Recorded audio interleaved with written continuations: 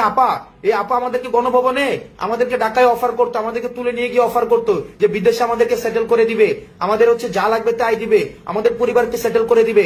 আমরা তো আপার কথা শুনি নাই, আমরা তোর আপার কথা এগুলা শুনি নাই। আমরা চাইলে ওই সময় নেগোসিয়েশনে যাইতে পারতাম। দালালি কোনটাকে বুঝাস? তোর আপার সাথে ওই সময় আমরা দালালি করতে পারতাম, তোর আপার সাথে। যারা ন্যূনতম যাদের গণতান্ত্রিক আমি না, যারা ফেসিবাদের পক্ষের, তাদের সাথে তারা ভদ্রতা পর্যন্ত ডিজার্ভ করে না, কোন ধরনের ভদ্রতা পর্যন্ত ডিজার্ভ করে না, কোন ভদ্রতাও না। একটা ফেসিবাদের দূষরের ন্যূনতম কোন রাজনৈতিক অধিকার নাই। সুতরাং আজকে আপা নিধন কর্মসূচিতে আপনারা আসেন। যদি আর বিদেশে বসে বসে যারা হুঙ্কার দেন, যদি ওই যে কি দেখা না দাও তাইলে কথা কইও না, চুপ করে থাকেন, ন্যূনতম লজ্জা শরম কিচ্ছু নাই বেটা। বিদেশে বসে বসে ইয়া করছিস। সাদ্দাম ইয়াতে বলতি না যে একদিন যাবে, 2 দিন যাবে, 3 দিন যাবে, সবকিছু মনে রাখা হবে। ওই বিদেশে গিয়ে পালায় মনে রাখছিস বেটা, দেশে থেকে ফেস করতে। আমরা জানি তো যখনই জানছিস যে ইয়া পতন হবে, এর আগে পালাই গেছিস।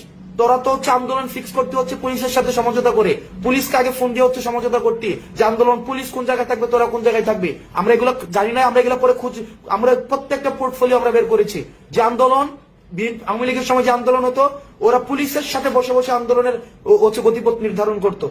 আমরা সেই জায়গায় থেকে আমরা তোদের একটা সমন্বিত ফেসিবাদী শক্তিকে উৎখাত করে আজকে আমরা তোদেরকে দেশ থেকে উৎখাত করেছি। আর বিদেশে বসে বসে এখানে অমিপিয়াল আর হারপিক মজুমদারকে ভর করে আর তোমাদের জাতির পিতা, নতুন জাতির পিতা, আমেরিকান জাতির পিতাকে মনে করেছো ক্ষমতায় বসাই দিবা। আওয়ামী লীগ এমন একটা জনগণ বিবর্জিত দল, যেই জনগণ বিবর্জিত দল কখনোই দেশের মানুষকে দিয়ে ক্ষমতায় আসে নাই। ওরা ভারতকে দিয়ে ক্ষমতায় আসছে, নির্বাচনের আগে ভারতের কাছে দেশকে বিক্রি করে দিয়ে ওরা ক্ষমতায় আসছে। এখন ওরা মনে করে আমেরিকাকে দিয়ে ওরা ক্ষমতায় আসবে। তোমার আপা না বলতো মাঝে মাঝে, তোমাদের আপা, যে আটলান্টিকের ওই পারে না গেলে কিছু হবে না। এখন তোমরা কি আটলান্টিকের ওই পারে তোমাদের আদর্শিক আব্বা বানাই দিচ্ছ, মনে করছো ট্রাম্প এসে তোমাদের ক্ষমতা দেখাই বসাই দিবে। এত সহজ না। এই দেশের মানুষ এক হয়েছে ক্ষমতার জন্য না, এই দেশের মানুষ এক হয়েছে সংস্কারের জন্য, ইতিবাচক পরিবর্তনের জন্য।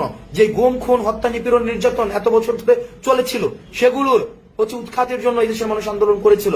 সুতরাং তোমরা আবার তোমাদের আপাকে এসে ক্ষমতায় বসাবা, যারা এতদিন ধরে গুম, খুন, নির্যাতন, নিপীড়নের সংস্কৃতি